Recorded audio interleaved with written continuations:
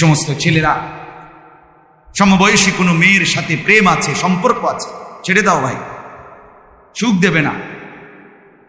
হারাম ভাবে যে তোমার সাথে সম্পর্ক করে, মনে রাখো তুমি যদি তার বিয়েও করো, সে আরেকজনের সাথে সম্পর্ক, তার তো অভ্যাস খারাপ আগের থেকে, বোঝে না কথাটা?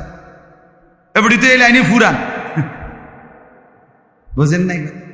এজন তোমার বেলায় ফাঁকি দিতে পারছে, তো তোমার থুইও আরেকবারের কাছে যাবে। আল্লাহ আমাদেরকে মাফ করে দেন। আমি খোলামেলা বলছি, ভালোভাবে বুঝার জন্য। কোরআনুল কারীম আল্লাহ তাআলা বলছে, প্রত্যেক মানুষের জন্য আমি আল্লাহ তাআলা হালাল একজন নারী স্ত্রী বানিয়েছি, আমি বানিয়েছি। সেটা যখন মিলবে, লিতাসকুনু ইলাইহা, আল্লাহ বলেন ওই বিবি মিললে আমি আল্লাহ তাআলা ওই বিবির মাধ্যমে তার দিল প্রশান্ত করে দেব। এজন্য হালাল স্ত্রী একজন দিয়ে স্বামী 50 বছর কাইটা যায়।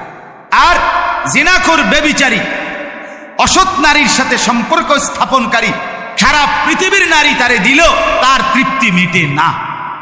কারণ গুনাহ কি দেয় না? সুখ দেয়। গুনাহ তৃপ্তি দেয়। এক গ্লাস পানি খাইলে মানুষের তৃপ্তি হয়ে যায়, কিন্তু মদখোর নেশাখোর সারা পৃথিবীর বোতল তারে দিলেও খাইয়া তে কইবা আরো বোতল আছে, ঠিক কিনা বলেন না? কেন? গুনাহ কি দেয় না? তৃপ্তি দেয়। অথচ এক গ্লাস পবিত্র পানি কি দিয়ে দেয়? তৃপ্তি হয়েছে। এজন্য গুনাহ ছেড়ে দেই, নাফরমানি ছেড়ে দেই। প্রতিটা গুনাহ আগুন লাগায় দেয় জিন্দেগি, ঘরে, পরিবারে। আপনারা জানেন না বাপ, ফ্যামিলির হালাত বড় নাজুক, ফ্যামিলির হালাত বড় নাজুক। এই সেদিনও এক ভাই,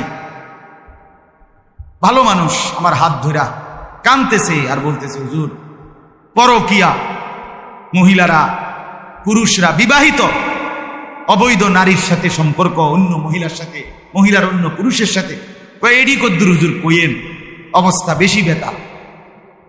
সমাজের হালাত তো আমরা শুনি, বাপ মানুষের অবস্থা তো আমরা জানি। বাবা কাঁদে, ছেলেরে ভয়ে কিছু বলতে পারে না। মা কাঁদে, মেয়েটা অন্য ছেলের সাথে অবৈধ সম্পর্ক।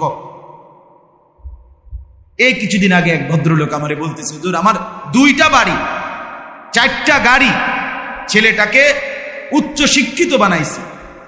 রাস্তার থেকে ভব ঘুরে, এক বেটা রাস্তায় ঘুরে এক লোক তার মাইয়া লইয়া আমার বাড়িতে পড়ছে।